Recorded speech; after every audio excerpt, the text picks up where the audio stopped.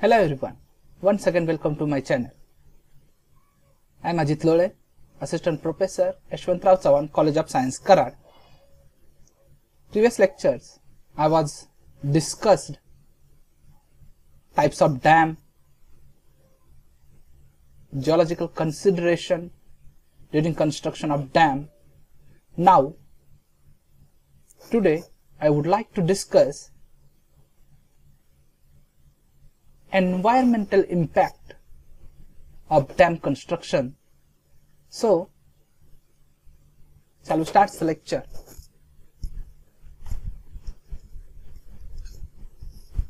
Impact of dams on environment.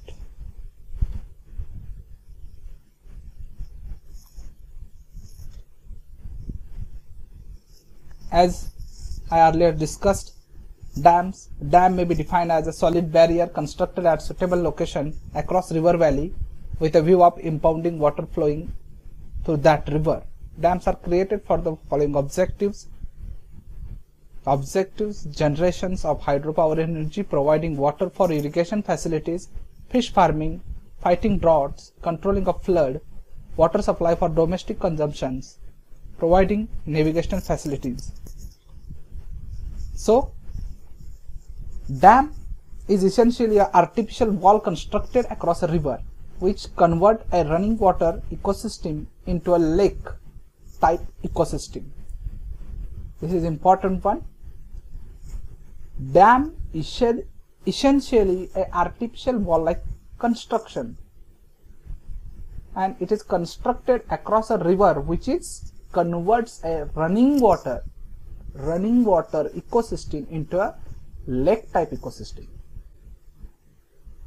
Flowing water रिव्हरचं जे असतंय ते बॅरिगेट झाल्यामुळे तिथं रिव्हरचं रनिंग वॉटर इकोसिस्टम मधून डायरेक्ट लेक टाइप इकोसिस्टम जे साठवलेलं पाणी असतं त्या टाइप मध्ये रूपांतर होतं डॅम कन्स्ट्रक्शन मध्ये. Dams are also known to cause environmental impacts which ranges from effects on flora and fauna and natural flow of water. Dams are also known to be prone to earthquakes and other natural disasters.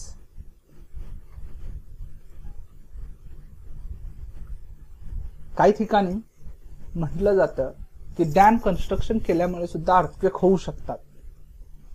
डॅमच्या लोडमुळे ते शक्य नाही, त्याच्यासाठी वेगळी कारणे आहेत, पण तरी सुद्धा डॅममुळे म्हटलं जातं की अर्थक्वेक्स आणि नॅचरल डिझास्टर साठी सुद्धा कधी कधी ते कारणीभूत ठरतात. These are the negative effects of dam on river ecosystem. Flow influences. मी आत्ताच म्हटलं barrier. Dams act as a barrier between the upstream and downstream habitat of migratory river animals. River मधून रिव्हरच्या फ्लो मधून काही ॲनिमल्स असतात ते migrate करतात, एका जागेवरून दुसऱ्या जागी जात असतात. त्या ठिकाणी तिथे त्यांना बॅरियर होतं डॅम बांधल्यामुळे. Dam blocks their migration upstream to spawning areas, threatening to decrease reproduction numbers and reduce the species population. Barricade झाल्यामुळं त्यांचं मायग्रेशन ब्लॉक होतं. मायग्रेशन ब्लॉक झाल्यामुळं त्याचा परिणाम त्यांच्या स्पेसिस पॉप्युलेशनवर होतो. रिप्रोडक्शन होण्यामध्ये त्यांना प्रॉब्लेम होतात, कारण मायग्रेशन जे होत असतं त्यांना सुटेबल असतं त्या एरियामध्ये ते मायग्रेट होतात. नंतर अन्नाच्या शोधामध्ये ते एका जागेवरून दुसरीकडे जात असतात आणि लांब गेले तरी सुद्धा ते पुन्हा त्यांच्या रिप्रोडक्टिव्ह पिरियडमध्ये ते तिथं त्या ठिकाणी रिप्रोडक्शन करण्यासाठी येत असतात. पण डॅम कन्स्ट्रक्शन झाल्यामुळे रिव्हरचा फ्लो तिथं थांबला जातो आणि त्यांचं मायग्रेशन त्या ठिकाणी ब्लॉक होतं, आणि ते ब्लॉक झाल्यामुळेच त्यांचं रिप्रोडक्शन नंबर्स मध्ये डिक्रीज होतं आणि स्पेसिस पॉप्युलेशन कमी व्हायला सुरुवात होते. Dams hold back sediments that would replenish downstream ecosystems naturally. Dam मधून जे सेडिमेंट्स असतात, जो गाळ असतो तो दरवर्षी रिव्हरच्या आजूबाजूला पसरला जातो आणि त्या ठिकाणची इकोसिस्टम किंवा त्या ठिकाणचं जे मातीचं असेल किंवा तिथं त्या ठिकाणी इकोसिस्टम जे असते ती रिप्लेनिश होत असते. पण डॅम बांधल्यामुळे ते होल्ड बॅक होतं. The running river may become still pound. एखाद्या मोठ्या रिव्हरचं त्या ठिकाणी एखाद्या डबक्यासारखं रूपांतर होतं and change to the lake condition. तलावासारखं त्या ठिकाणी होऊन जातं. Flooded area reduced. जनरल सांगायचं झालंच तर दरवर्षी येणारा जो फ्लड असतो त्याच्यामुळे रिव्हरच्या आजूबाजूला असणारे जे इकोसिस्टम आहे ती रिफ्रेश होत असते. पण डॅम कन्स्ट्रक्शनमुळे तो फ्लड एरिया रिड्यूस होतो. The area surrounding river banks are of a particularly rich biodiversity, supported by the natural flooding of a dam-free river.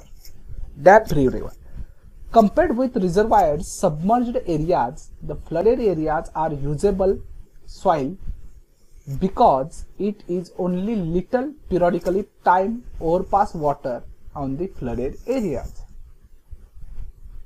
Flood bring nutrition and species as a supplement repeatedly. दरवर्षी जो येणारा flood असतो तो flood आपल्या माणसाच्या दृष्टिकोनातून जरी तो घातक असला असं वाटतं, पण इनडायरेक्टली माणसांच्यासाठी सुद्धा तो चांगला असतो. कारण का तर रिव्हरच्या आसपास असणारे जे वनस्पती आहेत किंवा स्पेसीज आहेत त्यांच्यासाठी न्यूट्रिशनल फूड त्यांचं त्या ठिकाणी सप्लिमेंट म्हणून मिळालं जातं आणि ते रिपीटेडली त्या ठिकाणी तिथं फ्लडमुळे मिळून जातं. Without flooding and a healthy repairing zone this refuges will be scare. Flooded area. Then species changes. Many aquatic animals coordinate their reproductive cycles with annual flood seasons. For example, a fish on a certain river may only reproduce during April of every year so that its offspring will have abundant flood and places to hide.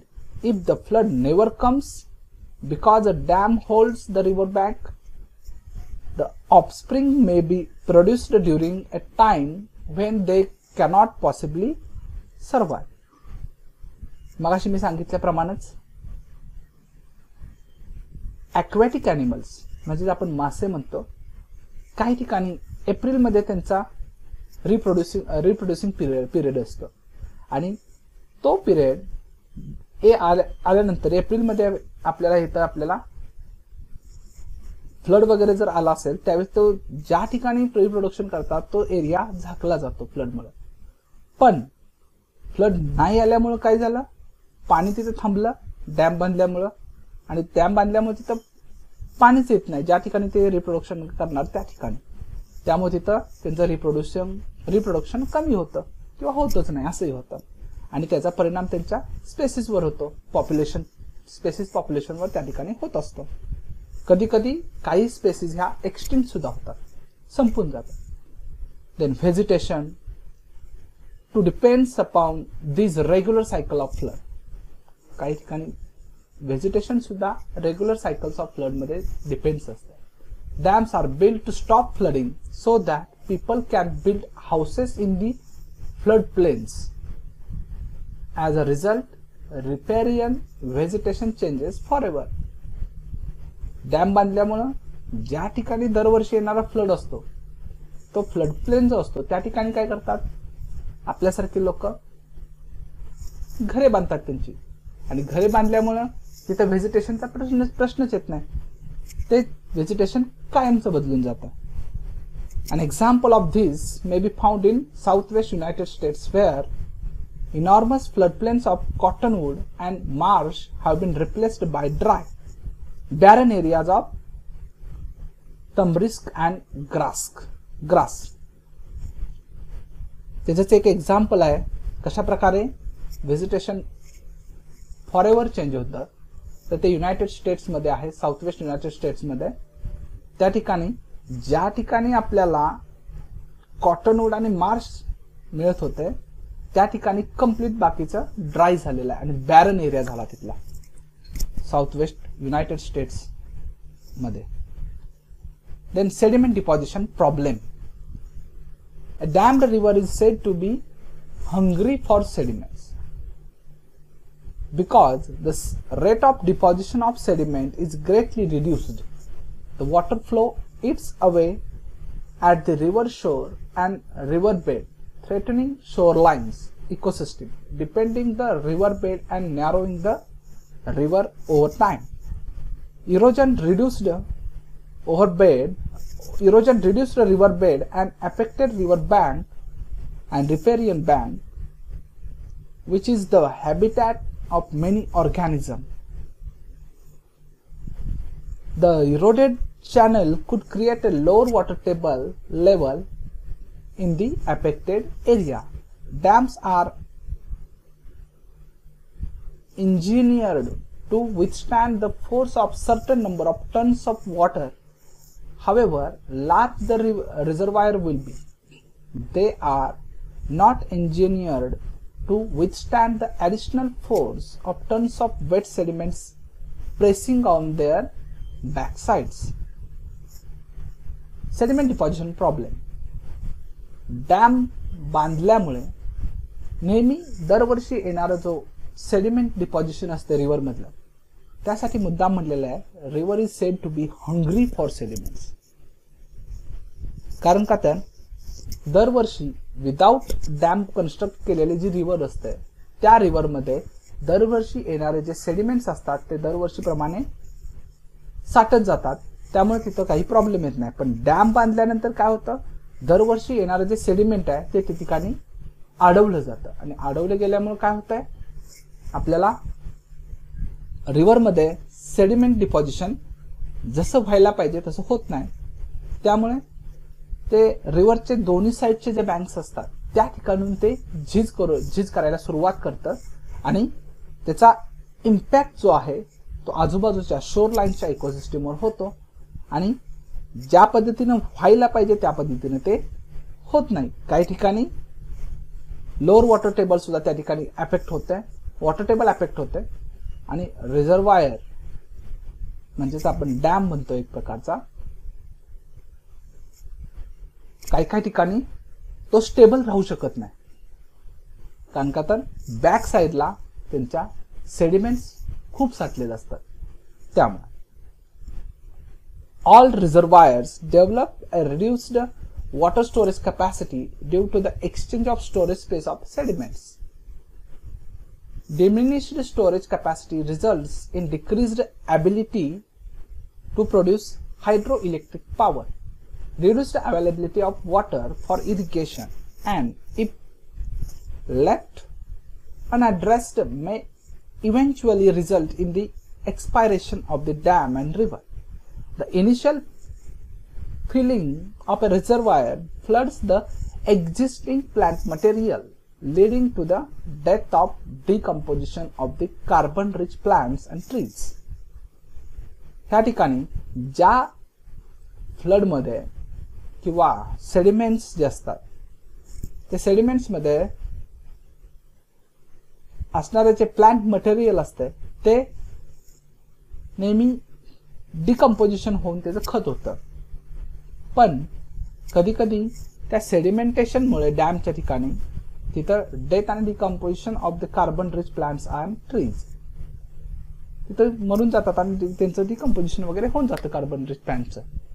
The decaying plant matter itself settle to the non oxygenated bottom of the stagnant reservoir. ज्या ठिकाणी ते वाहून जायला पाहिजे तर त्याच ठिकाणी ते खाली स्टॅग्नंट रिझर्वायर मध्ये साठलं जातं. And the decomposition produced the eventually release dissolve methane.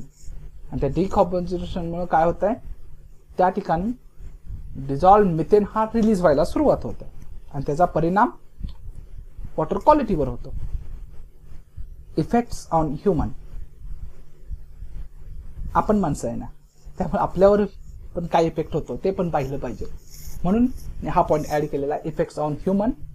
The artificial lakes created by dams become breeding grounds of diseases. This holds true especially in tropical areas where mosquitoes which are vectors for malaria, and snails, which are vectors for schistosomiasis. ज्या ठिकाणी पाणी साठलं जातं त्या ठिकाणी आपल्याला माहितीच आहे मच्छर होतात, पण त्याचबरोबर गोगलगाई म्हणतो आपण स्नेल, त्या स्नेलच्या याच्यामुळे सिस्टोसोमायसिस नावाचा आजार सुद्धा माणसाच्या मध्ये होतो. The amount of biomass converted to methane results in power generation. That pollutes 3.5 times more than an oil-fired power plant would for the same generation capacity.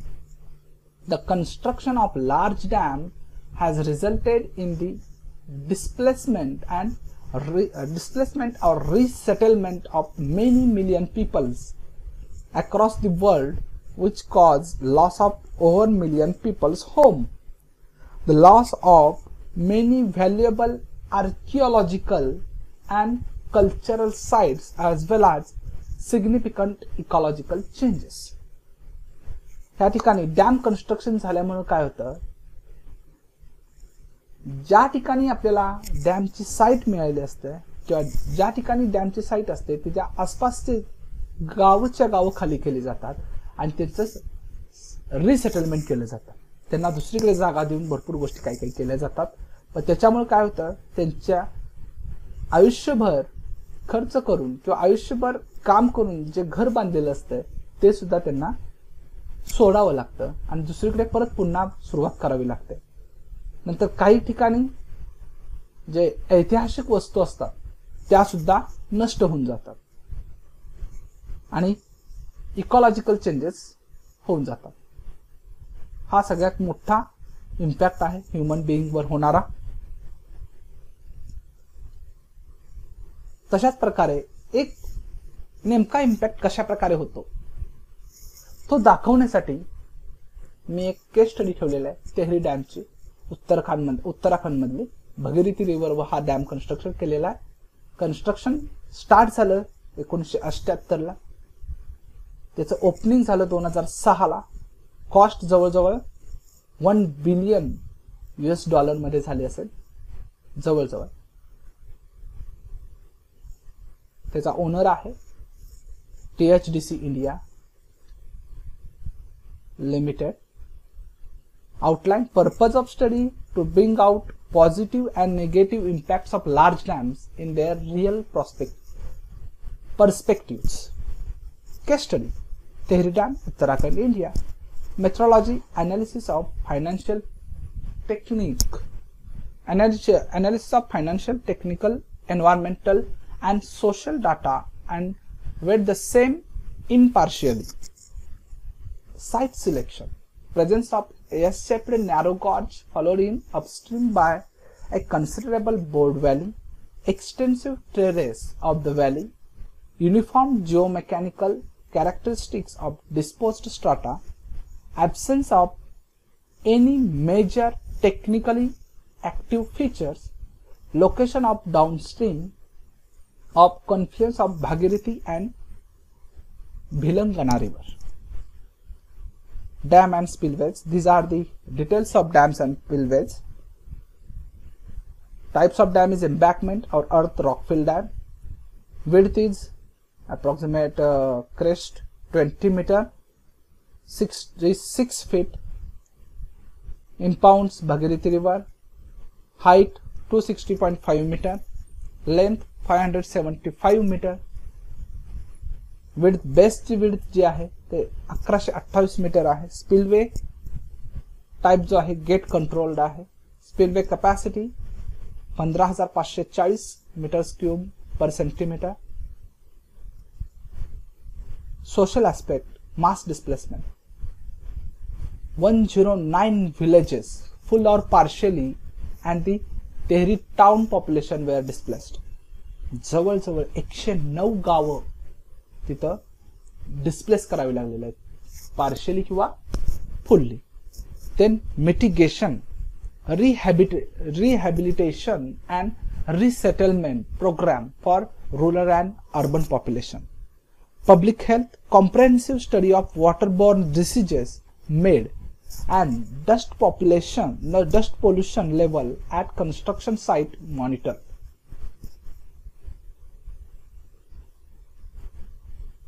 This is environmental aspect. Before construction of dam, Tehri Dam site in 1987, before river diversion, see the view, and after construction of dam, see the view.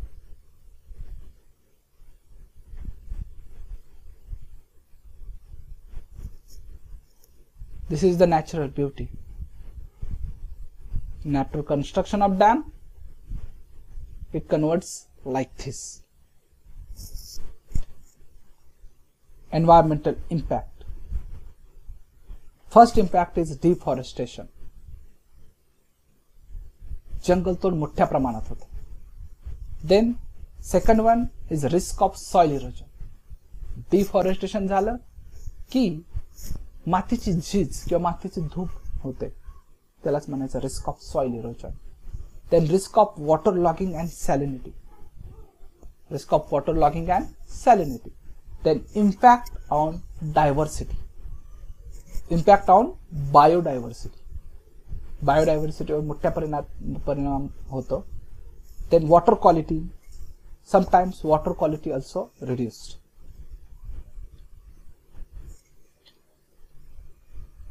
These are the few mitigations before dam construction. Compensatory afforestation to counter deforestation.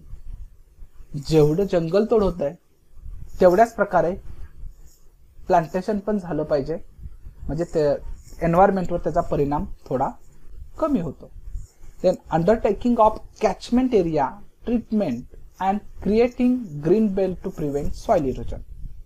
Soil erosion prevent करण्यासाठी आपल्याला तो catchment area जो आहे त्या ठिकाणी व्यवस्थित treat करून त्या ठिकाणी ग्रीन बेल्ट तयार करायला लागतोय. Then common area development plan to prevent water logging. Water logging conditions हे प्रिव्हेंट करण्यासाठी आपल्याला common area development plan set करावा लागेल. Counter measures undertaken to protect biodiversity.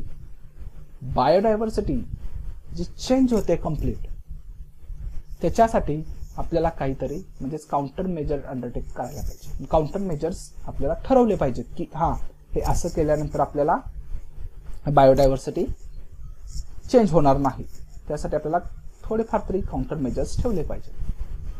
Then water quality monitoring to control BOD and dissolve oxygen levels. Water quality वेळोवेळी ती monitor करावी लागणार आहे आणि त्या ठिकाणी BOD and dissolve oxygen level तिथं त्या ठिकाणी मेजर करणं गरजेचं आहे. हे झालं मिटिगेशन्स.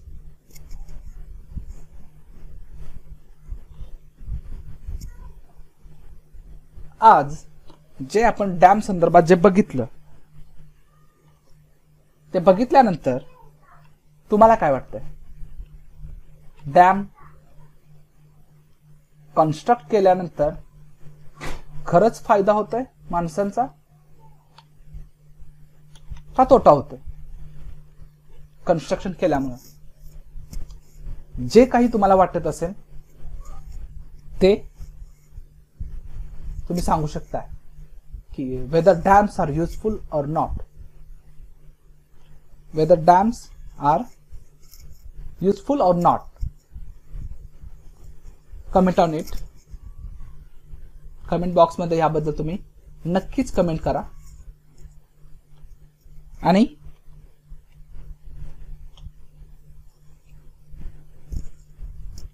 what is the actual impact on dam construction? This point is discussed today.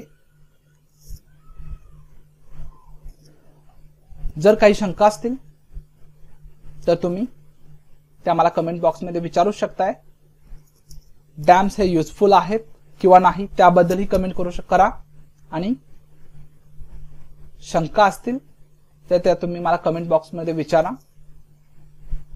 I will definitely answer this in next lecture or during I reply that comment. So I hope you understood dam is useful or not for environment as well as for human beings. Thank you for watching.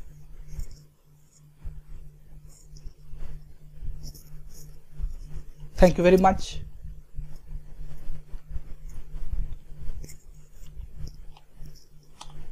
Thank you.